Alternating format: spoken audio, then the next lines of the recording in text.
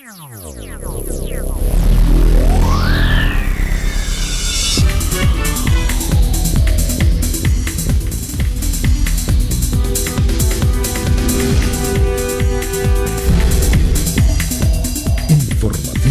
Mira TV está en ti.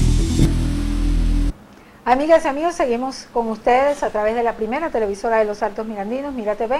Hoy estaremos conversando con un buen amigo, se trata de Luis Enrique Gil, él es director de Episteme, es una empresa de investigación e inteligencia estratégica.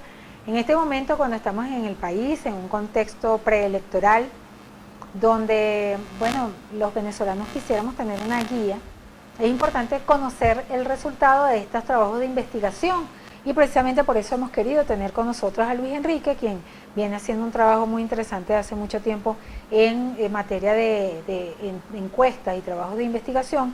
Él también es abogado, publicista, egresado del programa de líderes del IESA, es coautor del Plan de Desarrollo Nacional El Despertar de los Cachicamos, me parece muy interesante ese término, ¿no? Y es miembro del consejo editorial de la revista digital El Guácharo, una revista que habla pues de unos planes relacionados precisamente con el desarrollo en Monagas y otros estados. Bienvenido, Luis Enrique, súper contenta de tenerte gracias. por acá. Sí, y saludo a toda la audiencia que ve tu programa en estas horas del mediodía. Mira, primero me gustaría hablar del tema de las encuestas, porque tú sabes que todos los que de alguna manera defendemos el voto tenemos una cierta inquietud con respecto a toda la fuerza que se le ha dado a la abstención durante todos estos años. Históricamente allá en Venezuela la abstención pareciera estar convertido en un factor político y determinante. Y es como muy riesgoso, ¿no?, para lo que significa la democracia. Sí, bueno, en los actuales momentos, la tendencia que hemos percibido en nuestras encuestas, los números, los hallazgos que hemos tenido, nos dan un movimiento creciente hacia la participación. En las encuestas de julio, finales de julio, ya nos daba 44% como tendencia a la participación en las próximas elecciones Primero vamos a ver cómo hacen ustedes las muestras. Háblanos de dónde lo hacen, con qué tipo de población, cómo es la cosa. Bueno, una muestra es una inferencia, es como que si usted le tomaran un poquitico de sangre para medir los valores de su cuerpo. ¿Las hacen a nivel nacional? Esas muestras son a niveles nacional. Okay. Esta encuesta, la última que la empresa practicó, se hizo en 26 ciudades de Venezuela. Capitales. Capitalinos, capitales. Ahí, por ejemplo, en Maracaibo, en Zulia, se hacen encuestas en Maracaibo, pero también se hacen en la costa oriental del lago. Okay. En Miranda se hacen Los Teques, pero también en Guarenas y Guatire. Claro, que y con la subregión de los estados, claro, también población muy diversa. Y digamos que la estrategia muestral más importante, estadísticamente importante, es poder darle a cada nodo de investigación su peso electoral, de manera que esté distribuida esa muestra y pueda reflejar la realidad. O sea, si usted hace una encuesta de 1000 personas, hacer la fotografía personas, en ese momento. Claro, si usted hace una encuesta de 1000 entrevistas, pero concentra las 1000 entrevistas en Maracaibo, pero no va a tener... La realidad va a ser de Maracaibo. No va a tener la realidad del país, va a tener la de Maracaibo. Y en este caso, la última encuesta, ¿cuándo fue y qué salió en esa fotografía? La última encuesta que nosotros hicimos fue al inicio del mes de agosto, que coincidió ese momento con las muestras de Data Analysis y las muestras de Datincorp. Y las tres encuestadoras estuvimos en un porcentaje cercano al 46-47% promedio de intención de voto. Datincorp fue la que más intención de votos dio, 48%, Data Analysis 47% y la mía fue la que menos dio, que fue el 44%. Esto significa que el 44% de los encuestados, de los electores, tienen una tendencia creciente a votar. Y eso tiene una explicación. Es que el hecho electoral, el evento electoral, es para las personas una forma de manifestar su descontento o aprobación de las diferentes gestiones políticas que hacen los líderes. Y esa encuesta que ustedes desarrollaron, ¿cuáles fueron las preguntas? ¿Qué otros aspectos tocaron en la encuesta? Fundamentalmente medimos, como ya te dije, la intención al voto dentro de las personas que van a votar y las que no, qué qué situaciones, qué condiciones pudieran hacer que esas personas votaran. Entonces, por ejemplo, hallamos que la observación internacional es uno de los lineamientos que generaría mayor confianza, la posibilidad de que el escrutinio sea lo más transparente posible. Y entonces allí se habla de la presencia de los testigos y de los ciudadanos a la hora de cerrar el acto de votación. Y otra cosa que era muy solicitada era la supresión de los puntos rojos, es decir, la influencia que a las afueras de los centros de votación ejerce el gobierno o el partido oficialista a través de los mencionados puntos rojos, en donde controlan el flujo de militantes a los centros de votación. Ahora, fíjate que en la mayoría de los casos, claro, los puntos rojos se hicieron famosos porque obviamente, ¿no? Digamos, históricamente siempre ha habido, inclusive durante el proceso electoral, denuncias de los abusos relacionados con la presencia de los puntos rojos, pero la mayoría de las organizaciones políticas tienen, digamos, sus grupos más o menos estratégicos haciendo la movilización y tal, claro, no con tanta incidencia como esos puntos rojos que inclusive llegaron a extremos hasta de vender bolsas de comida a buenos precios y cosas así. Sí, en toda elección, increíble. En toda elección debe existir un punto cercano a cada centro de votación, donde cada organización política pues va monitoreando su movilización y coordinando la logística que debe prestarle a los miembros de las mesas del centro de votación. Eso es una cosa, pero cuando usted mediatiza el ingreso de las personas al centro de votación y como tú bien dices, ofreces canonjías de carácter público o de carácter reivindicatorio a las personas antes de ir a votar, esa es una influencia indebida en el voto. Y eso las personas lo califican como malo. De acuerdo a tu experiencia, Luis Enrique Gil, estamos conversando con Luis Enrique, director de Episteme. Por cierto que Luis Enrique también es candidato por lista en Monagas. Ah, sí, también tienes tu participación política, pero eso lo vamos a conversar en un ratico. Pero me gustaría que tú nos comentes, de acuerdo a tu experiencia, esa visión, esa fotografía, que es lo que he escuchado muchas veces, que técnicamente es una encuesta en un momento específico, para que eso se materialice en un momento electoral. ¿Qué porcentaje de intención de voto creen ustedes que debería reflejarse en una encuesta para que sea significativa, para que realmente la gente se sienta sobre todo reflejada en ese proceso electoral? Te lo digo esto y me gustaría tu análisis porque sabemos que hay factores políticos que han demonizado la participación, que han propuesto e impulsado la abstención, y eso ha hecho mella. Eso, aunque la gente diga que no, eso ha hecho mella. Hay mucha gente inclusive que dice que bueno, vamos a hacer el 1 por 10, por uno que vote vamos 10 a caerles a palo. O sea, cositas así que... Bueno, ese tipo de líneas han sido fundamentalmente citadinas y concentradas en los centros urbanos y fundamentalmente capitalinos. Cuando usted va un poco más allá en el interior del país, la abstención empieza a perder sentido práctico, y cuando bajas a las capas sociales, digamos, más humildes, desaparece el sentido práctico de la abstención. Y ese sentido práctico está vinculado efectivamente, por ejemplo, a la maquinaria, porque las personas ahorita no tienen pasaje, no tienen gasolina para salir a votar. Es un gasto. Generalmente la gente vota en un centro de votación que está ubicado cercano a su casa. Ir a votar es un evento relativamente sencillo para las personas. Cuando se llama la abstención, lo que se busca es la deslegitimación. Usted puede no participar y la falta de participación supone que el gobernante electo cuenta con menos cantidad de apoyo. Pero igual va a ser gobernante. En el caso venezolano, la única elección que requiere un quórum de participación es el referéndum revocatorio. Si no participa en un referéndum revocatorio, constitucionalmente hablando, el 25% de los electores del padrón electoral, entonces ese referéndum no es efectivo. Pero en el caso de cualquier otra elección, así vote 20%, 10%, 15%, la elección es legal, es oficial. De manera que la abstención tiene muy poco sentido práctico para que tenga resultados en la vida cotidiana suya. Fíjate que ese análisis que tú haces es tan interesante, sobre todo, bueno, para los efectos prácticos, pues. El no votar no va a significar que las cosas, lo que vaya a pasar pase. No. Ahora, pero sí hay un tema, que el tema de la transparencia, que es la preocupación de las personas que no son políticas en partidos políticos, pero que se dejan llevar, mira, este CNE nos va a hacer trampa, por ejemplo, o mi voto no lo van a contar, etcétera, etcétera. La transparencia. ¿Qué rol le dan ustedes como empresa encuestadora a este aspecto? Y si crees que eso va a influir en el resultado de la participación.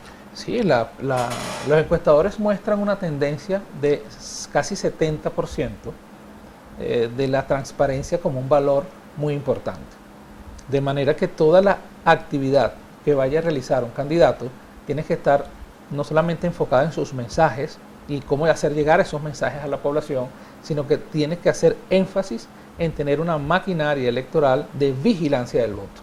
El ciudadano debe participar, hacerse presente en la mesa, cuidar los votos y estar encima de todo ese proceso, porque ese proceso de transparencia es lo que genera confianza al elector, pero también evita que seamos víctimas de fraude electoral. Se ha hablado mucho de participación. En este momento en Venezuela, dada, por ejemplo, en el caso de los sectores opositores, que obviamente son los que están más dispersos en muchos sentidos, la gente tiene intención de participar, por ejemplo, en irse a chequear, a quedarse un día en un centro electoral.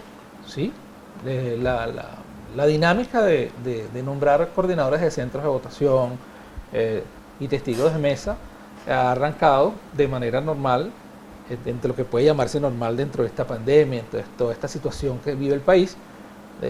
Ha sido relativamente normal en la mayoría de los casos que yo he presenciado en toda la estructura electoral de Venezuela. En la próxima parte me gustaría conversar con nuestro invitado Luis Enrique Gil acerca de el logro de la alianza de 5 organizaciones políticas, porque quizás eso se ve fácil, ¿no? Que van juntos COPEI, Acción Democrática y 3 organizaciones, Cambiemos, pero no es fácil ponerse de acuerdo, porque parte de este drama que vive este país es que justamente muchos factores se contraponen en sus posiciones políticas y en vez de buscar, tratar de sacar al gobierno, que es quien en todo caso tiene la posibilidad de seguir adelante o de terminar de destruir al país, lo que se han puesto es a pelear entre ellos, no se han unido. Sin embargo, tienen derecho a ser diversos, a tener posiciones diversas, pero ponerse de acuerdo es una acción política muy interesante. Me gustaría, bueno, ya que tú estás inmerso en el tema de las encuestas, en los estudios, que nos cuentes un poquito acerca de cómo se pudo y si tú consideras que eso puede seguir adelante, la unificación de los factores de oposición para tener fuerza y mejorar las cosas en Venezuela. En la próxima parte seguimos con más de este interesante tema.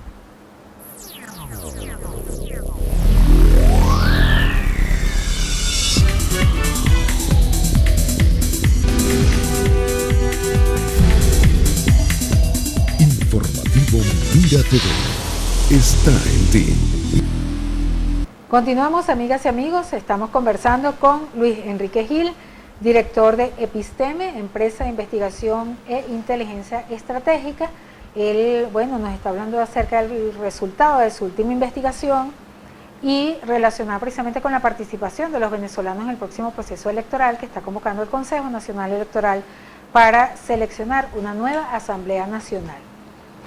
Habíamos quedado para conversar acerca de esa dinámica que se da en los partidos políticos para que se pusieran de acuerdo 5 organizaciones que tienen peso, 2 de tradición, como son Acción Democrática y COPEI, y además de eso, otras organizaciones políticas que han estado en la palestra pública ya durante unos cuantos años, como Cambiemos, y me recuerdas las otras 2. Avanzada Progresista y Esperanza por el Cambio. Ok, ¿cómo hicieron para ponerse de acuerdo? Bueno, un esfuerzo de mucha paciencia, de mucha dedicación a construir un concepto común. Venezuela pasa por un momento muy complejo. En este momento, más del 80% rechazan la gestión del presidente y tienen una percepción negativa de lo que estamos padeciendo. O sea, tenemos una comunidad, un electorado molesto, a veces obstinado, puede ser. Obstinado, a veces nostálgico, a veces deprimido. Cuando son mayores las personas se deprimen porque recuerdan tiempos mejores. Cuando son muy jóvenes padecen de ansiedad ante un futuro incierto. No ven un futuro. Entonces, frente a ese panorama, las personas, la comunidad reclama una unidad de propósito.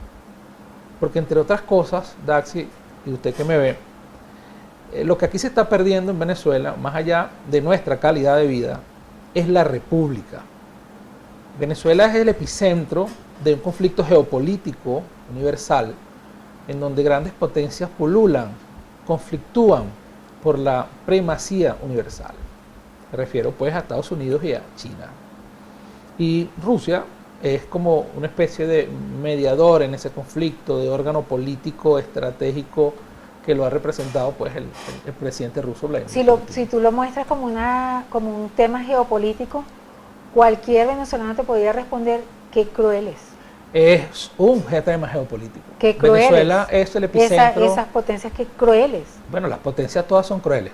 O sea, no solamente Estados Unidos, que tiene desde la fin de la Segunda Guerra Mundial para acá siendo o pretendiendo ser hegemón, sino en los 6.000 años de imperio chino, y más allá, pues los imperios macedonios, persas, todos son crueles. Claro, los imperios son pero básicamente lo que le corresponde a un político venezolano es, en el marco de ese espectro geopolítico, cómo desarrollas un sistema de vida que permita a los ciudadanos vivir, existir como república. Lo que hoy se juega es la existencia de la república. Lo primero con lo que tenemos que estar unidos los venezolanos es con que existamos como república. Ahora fíjate, como república tenemos una constitución bien buena, que por cierto, una de las que mayor preeminencia le da al tema de los derechos humanos. Claro, pero y otros temas. Pero paso a hablar lo que me estás preguntando, claro, a puntualizar ese tema. Ponía lo de la geopolítica en contexto, porque en base a este contexto es cuando 5 organizaciones políticas, COPEI, Acción Democrática, Avanzada Progresista, Esperanza para el Cambio y Cambiemos Movimiento Ciudadano, decidieron unificar esfuerzos para postular unos nombres en común y presentarlos como opción, como alternativa democrática. Ese acuerdo se construyó, bueno, no sin problemas, no sin dificultades, no sin desencuentros, pero priva en la intención la seguridad que desde el Parlamento podemos darle orientación a la solución de los problemas. Claro, porque fíjate, tú lo acabas de contextualizar con respecto a la geopolítica mundial, que me parece un tema realmente importante.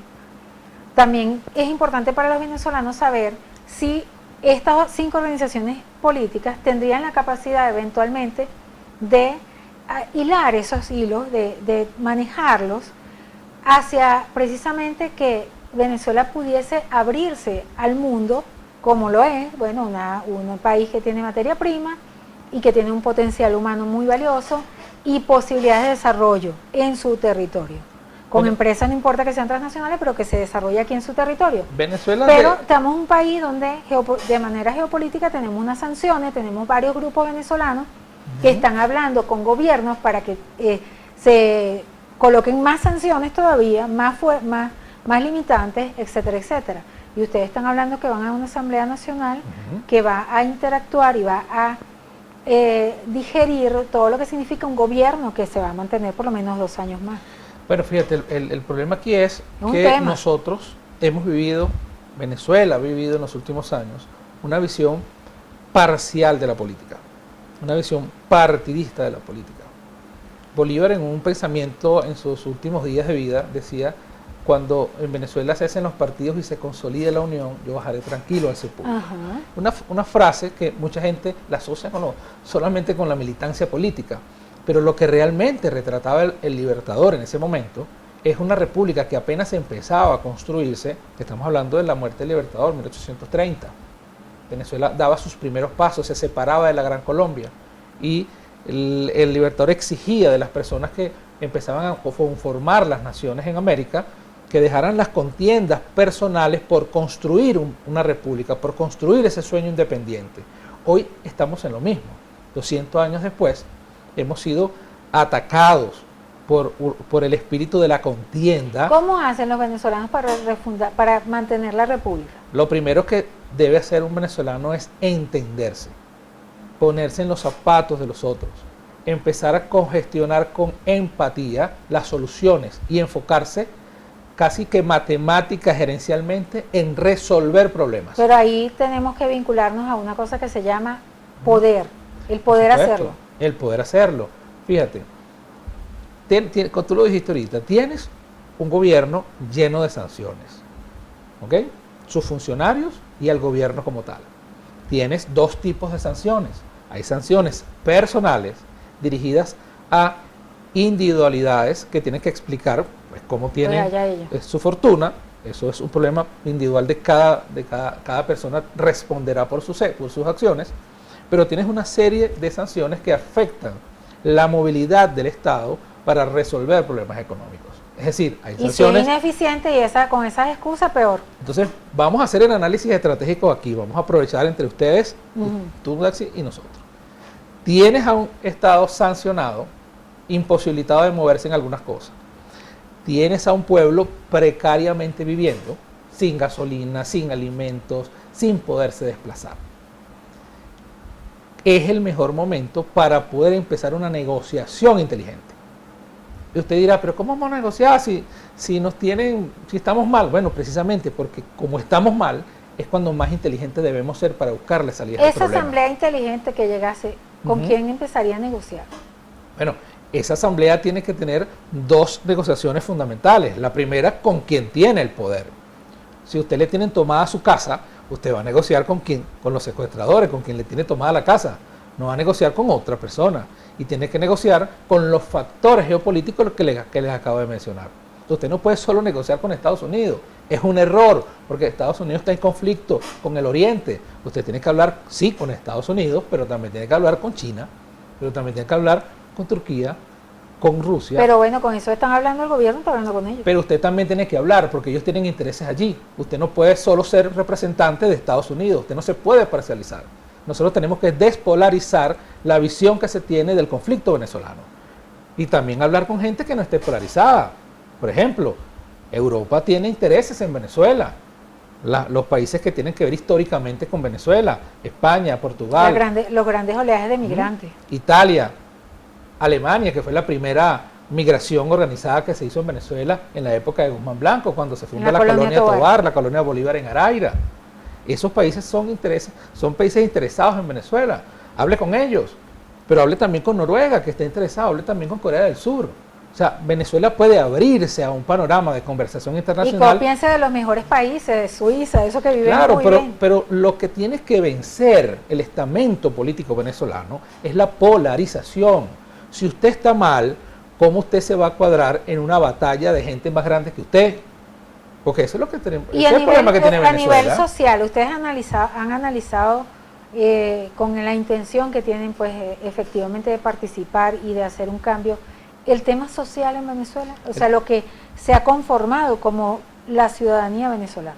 Bueno, a Venezuela hay que entenderla en su diversidad. Venezuela siempre ha sido un país muy diverso, compuesto de diferentes tendencias de opinión y de costumbres. Pero hoy con la crisis hay una mayor diversidad.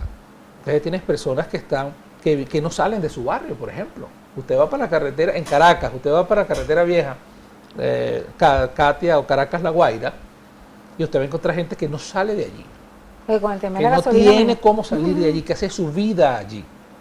Entonces, hay una forma de empezar diversa. Usted se va para Monagas, y usted se va, por ejemplo, para Los Godos, cualquiera de los barrios de Monagas o las organizaciones de Monagas, piensan de una manera, y si sube a Caripe, piensan de otra. ¿Qué es lo que más te gusta a ti de Monagas, chicos? Monagas es un estado que es una Venezuela chiquita. Monagas tiene petróleo, tiene gas, tiene agricultura, naranja, café, cacao, tiene ganadería. ¿Y la gente es pobre en Monagas? ¿La gente es humilde, no tiene dinero para subsistir? No, en Monagas se mueve. ¿O hay gente con plata? En Monagas hay gente con poder económico y hay gente pobre igual que Venezuela. Pero lo más importante del estado de Monagas es que usted puede hacer un experimento socioeconómico de políticas públicas que puede generar alto desarrollo y puede probar un sistema para desarrollar el país en el estado de Monagas. Mira, si tú me invitas a mí para Monagas, ¿para dónde me llevas? A ver qué. Mira, bueno, hay cosas muy bonitas. Bueno, lo más emblemático siempre ha sido Caripe, que es una tierra de altura, es una tierra donde hay café, está la cueva el monumento de la Cueva del Guácharo. En Teresén, que es una parroquia de Caripe, hay pirámides, hay tesoros arqueológicos. Pero también tienes hacia el sur el Morichal Largo, que es un río de los más caudalosos en Monagas, y es muy bonito, muy interesante. Ahí tienes de todo, ahí tienes inclusive hasta una salida al mar que no ha sido explotada, que nosotros estamos estudiando la forma de que además está enfrente de Trinidad, está enfrente de la Fíjate que segunda yo ciudad no he más ido a importante de Monagas Trinidad. nunca. ¿Nunca has ido a Monagas? Estás invitada a Monagas. Bueno, por eso te estoy preguntando. Porque Monagas es mi estado adoptivo. ¿Ah? Mi estado adoptivo, Ajá. Miranda es mi estado, Pero me Monagas es gusta mi que estado lo adoptivo. conoces, eso es muy bonito y además que dice mucho de la importancia que tiene para ti poder participar por Monagas. Claro, tiene mucha importancia porque nos permite experimentar nuestra propuesta de país, nuestro plan de desarrollo nacional. Nosotros hemos generado una agenda que se llama Agenda 2030, lo que tiene que hacerse en estos 2 quinquenios, en estos 10 años para que Venezuela salga adelante. Y uno de los primeros pasos que tenemos que dar es enfocarnos en las soluciones. Bueno, pero apúrense a que salga adelante porque de verdad que ya pasa el tiempo y nos para el ponemos 6 de viejitos diciembre esperando. salga a votar, vote por la Alianza Democrática, organícese para que no le roben los votos y tengamos una Asamblea Nacional donde podamos conversar entre los venezolanos para buscarle solución a los problemas. Muchísimas gracias, Luis Enrique, me encantó conversar contigo. Gracias, Axi. Un placer y siempre bienvenido, ¿sabes? Muchas gracias y feliz tarde a todos los audiencias. Muchísimas gracias a ustedes, nuestros queridos y distinguidos televidentes, por su amable audiencia. A nombre de nuestro director Antonio Abrantes, quien tuvo el inmenso placer de conversar con ustedes de Sorpresa, nos honró conversar con nuestro invitado, Luis Enrique Gil, director de Episteme, hoy con nosotros. Saludos y besos a todos. Que estén felices.